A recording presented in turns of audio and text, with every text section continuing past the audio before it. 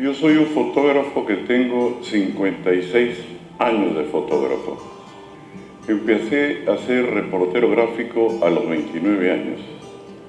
Empecé a ser fotógrafo a los 22 años. Desde esa fecha hasta ahora sigo haciendo fotografía.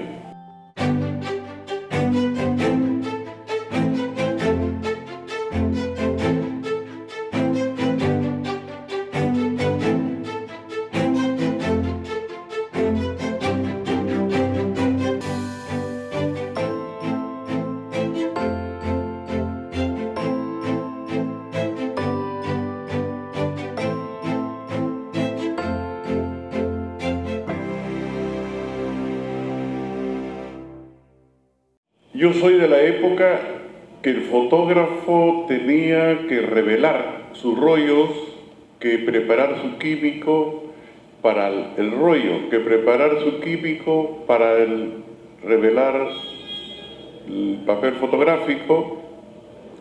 De esa época soy yo, de haberme colgado una máquina de 7 kilos, 8 kilos en el cuello y en el hombro un flash de por lo menos 8 o 7 kilos.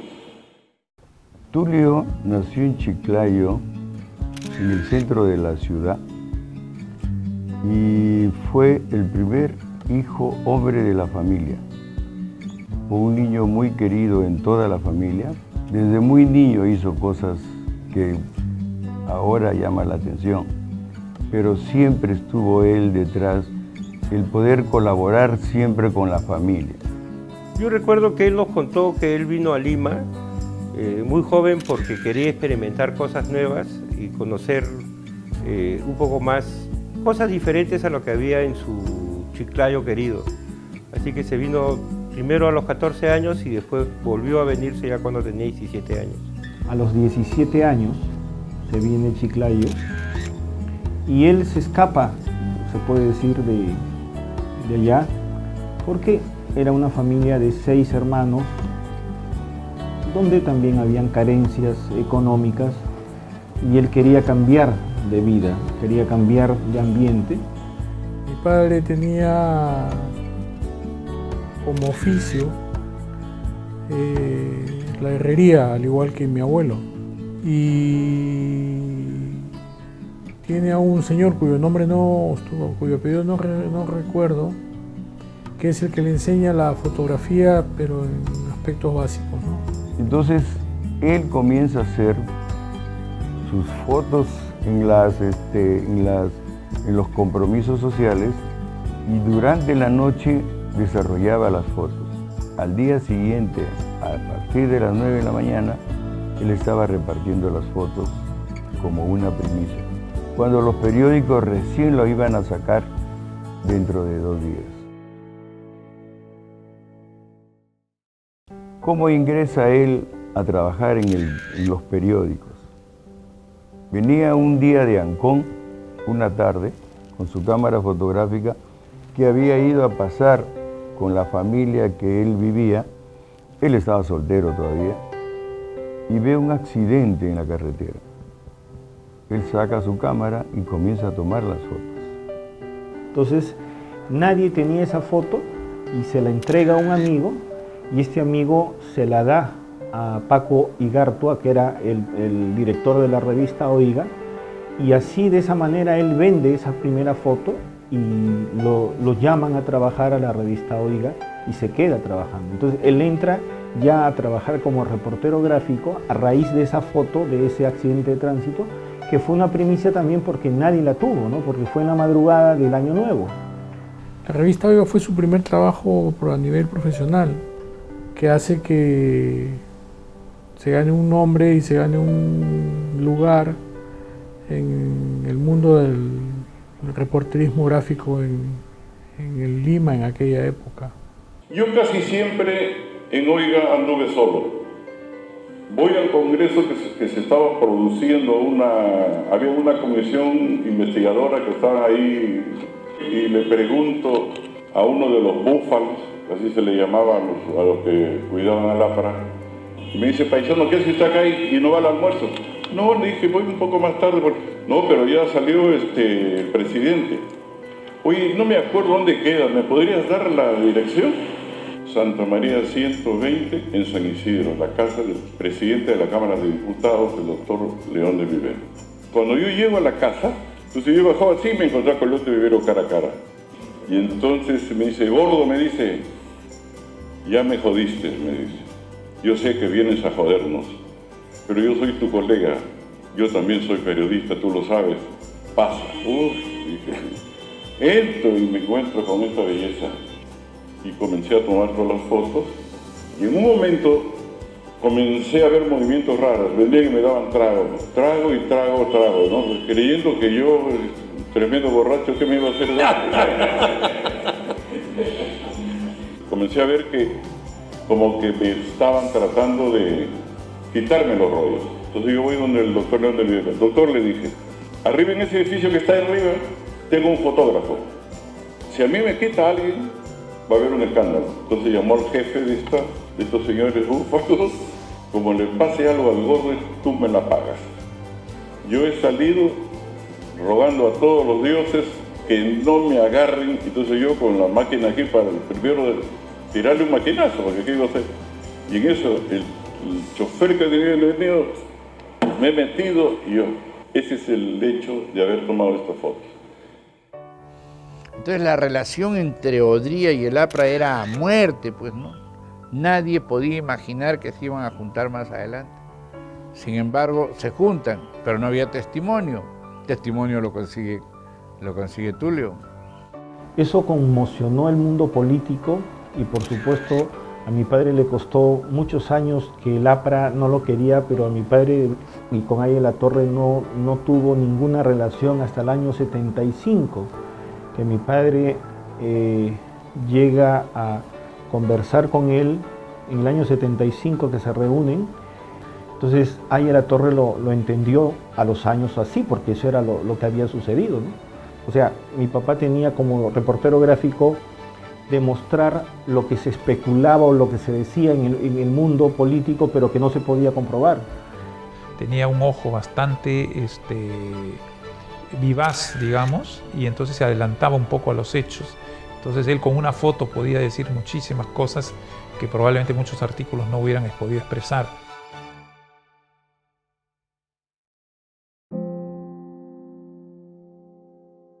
Los que estuvieron cerca de nosotros saben que la relación entre mi mamá y mi papá fue una relación realmente muy especial.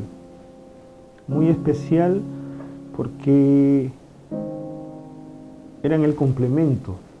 Ambos eran el complemento el uno con el otro. Y comenzaron de cero.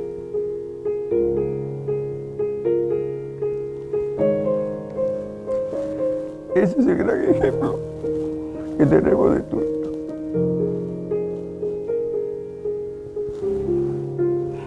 Nos enseñó a todos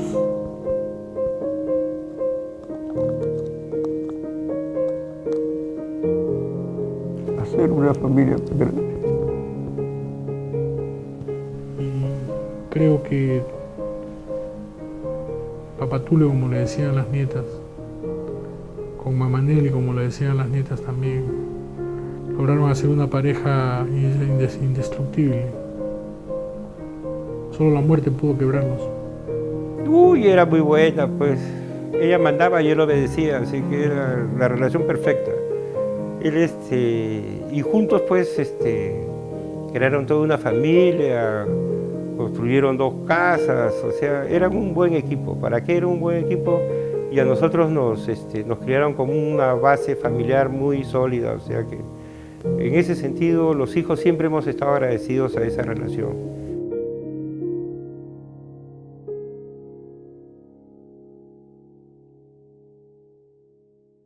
Luego Sado, cuando por ejemplo estaba en la imprenta, y él a la hora que se imprimían las hojas de los libros, revisaba foto por foto y revisaba que los colores estuvieran perfectos, y si algo no le agradaba, simple y llanamente se tenía que volver a hacer. No había forma de que pudiera él pasar por alto algo que no estuviera, digamos, a su satisfacción.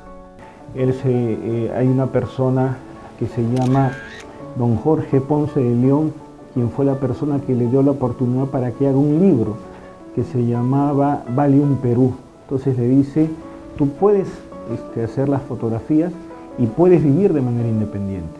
Y eso fue lo que hizo. Por ejemplo, Vale un Perú, se hicieron 100.000 libros en español, sé que hay en inglés, sé que hay en ruso, sé que hay en chino, y que en la Biblioteca Nacional existe ese libro aquí en el Perú. Ese libro lo hizo durante la Junta Militar de Gobierno de Velasco Alvarado. A partir de esa fecha, cuando hizo el libro Vale un Perú, nunca más volvió a ser dependiente, sino independiente. Formó su empresa Tulio Guzmán Editores y vivió hasta su muerte de manera independiente, ¿no? A Tulio lo conocí a raíz de que ellos habían editado un libro que se llamaba Ayacucho, la libertad de América, y lo imprimieron en una empresa que se llamaba Editoriales Unidas, donde yo trabajaba. Ayacucho, la libertad de América, donde contó con la colaboración de un gran amigo, un gran diplomático, don Augusto Dambra.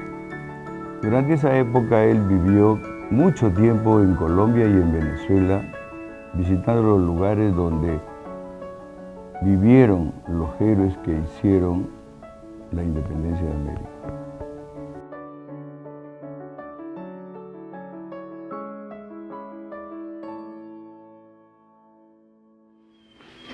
Mírala. Yo no le sentí nunca un grito, mami. Ay.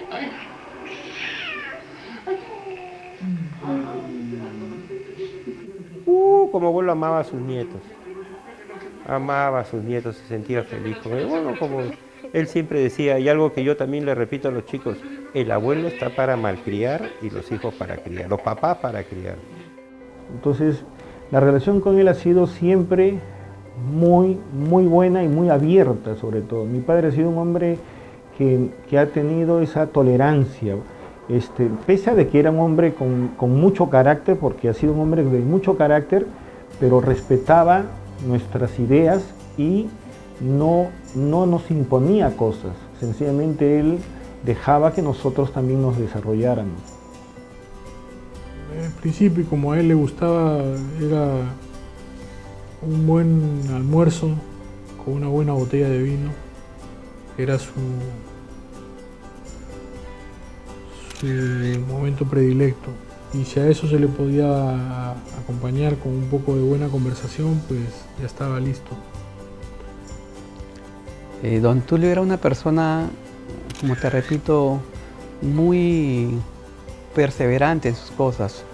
Era una de las personas que, si no le salían bien 4 o 5 veces, él seguía hasta que le salga bien. Por ejemplo, miraba algo y él esperaba las horas y tenía la paciencia de buscar el ángulo, de buscar el momento indicado para fotografiar lugares, a personas, lo que él quería hacer, ¿no? Si se tenía que tirar al piso para tomar la foto, se tiraba al piso, ¿no? Él buscaba el espacio para poder tomar una buena foto, no era que lo tenía que tomar por tomar, ¿no?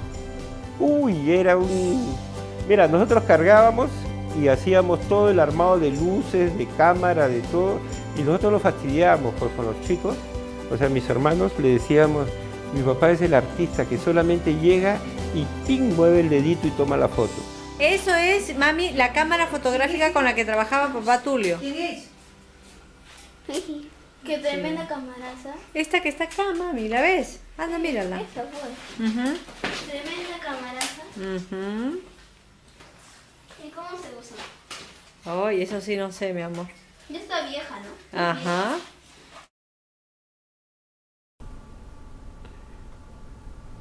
Le traje la cámara y creo que no durmió como una semana, tratando de entender cómo funcionaba, cuáles eran las funciones que la cámara tenía. Devoraba el manual, hacía pruebas aquí, pruebas allá. Conforme iba transcurriendo el tiempo, las computadoras empezaron a aparecer. Don Tulio, interesado, se puso a estudiar diseño gráfico.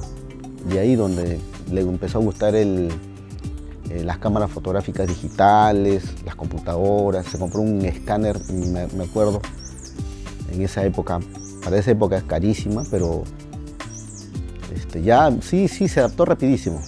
Y un día lo acompañé cuando estaba haciendo el libro de San Martín de Porres, lo llevé a Revaliati, pues, porque ahí hay una capilla y ahí hay un vitral de San Martín de Porres y él lo quería tomar. Y me pidió que lo acompañe. Y pues estaba feliz con la cámara que se había comprado porque, o sea, hacía tomas que yo me acordaba de cuando era muchacho, no se hacían con facilidad. Hasta el final tuvo una cámara ya de última generación, esas famosas digitales, y también logró pues meterse en la universidad a estudiar Photoshop, a estudiar computación, y todo su acervo documentario, sus negativos, los comenzó a transformar en eso, ¿no?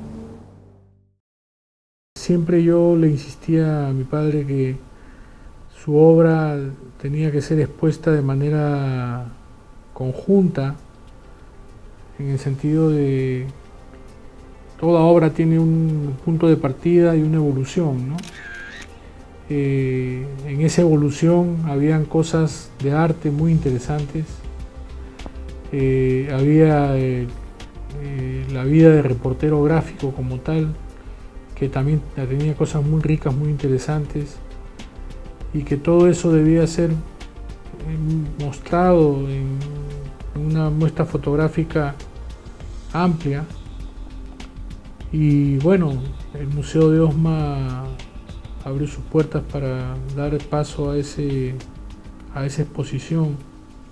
Cuando mi papá se animó, todo el mundo le prestó atención y todo el mundo lo quiso ayudar, todo el mundo lo quiso quiso en alguna forma intervenir en su proyecto. Y él hizo esa exposición, le salió linda. Yo creo que debió haber hecho más, pero él no sé, tenía otras ideas, otra forma de pensar, pues. Hizo una muestra como de 200 fotos. Él solo las había guardado. Y esa fue una foto de naturaleza social y expresó cómo vestían, quiénes eran, dónde estaban, cómo tomaban, cómo se divertían. Y todo eso era la clase alta peruana.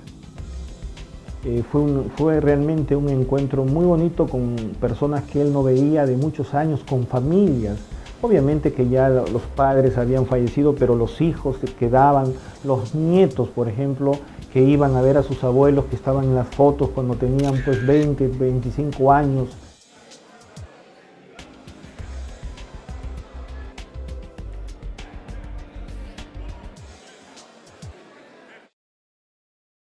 A mí me encargaron la construcción prácticamente de la Casa de la Literatura.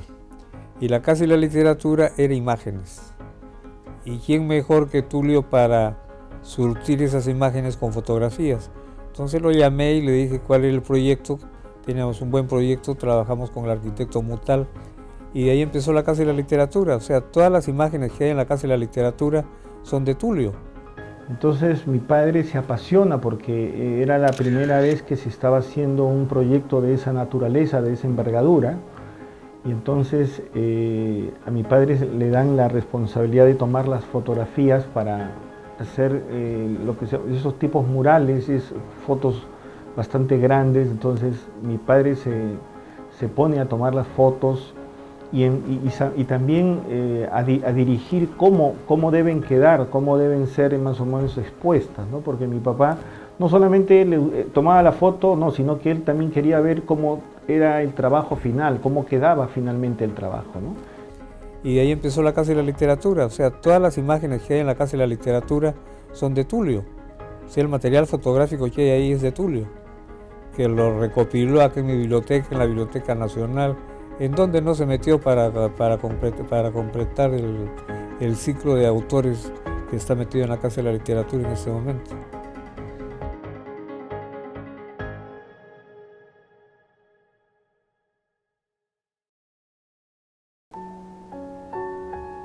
Extraño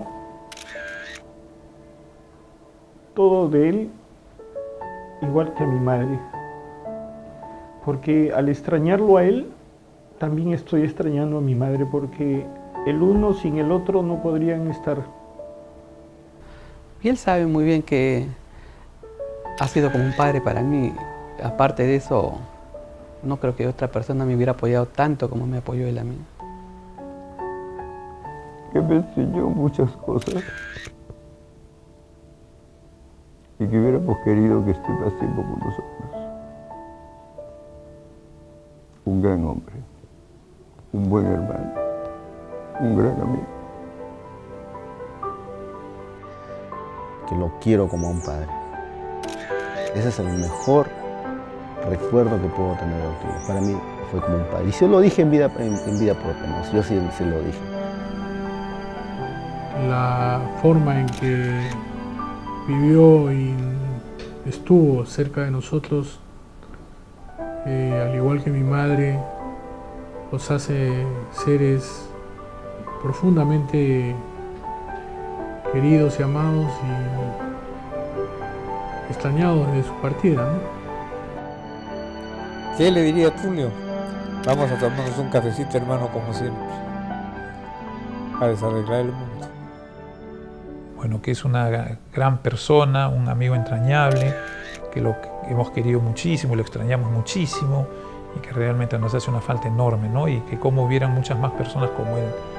Si otro lo tuviera, le diría pues que no se vaya tan pronto, pues que se quede un tiempo más con nosotros.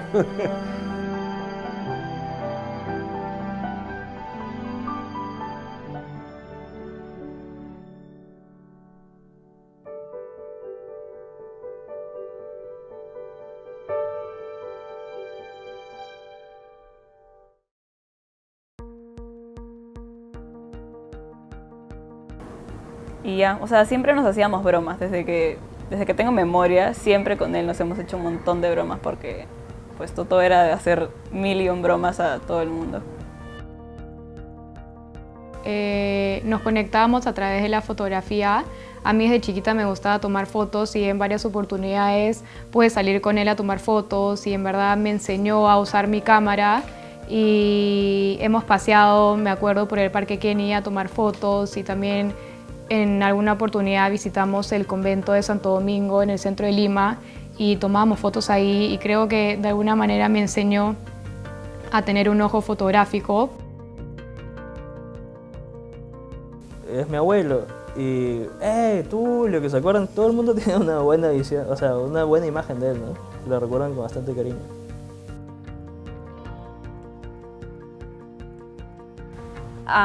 Que casi todos los sábados siempre nos llevaba a todas las nietas en su camioneta, escuchando música criolla, a comer churros en Miraflores, siempre. Bueno, por ejemplo, en verdad eran bromas como entre nosotros, que solo nosotros a veces sabíamos. Por ejemplo, cuando mi papá hacía algo, hacía, por ejemplo, una broma, una tontería. Y bueno, Toto solía usar, o sea, solía decir varias malas palabras, pero era ya, a él le gustaba hablar así, le gustaba hablar sin filtro. Toto y Taffy eran como mejores amigos. Taffy se volvía absolutamente loca cuando él llegaba a mi casa.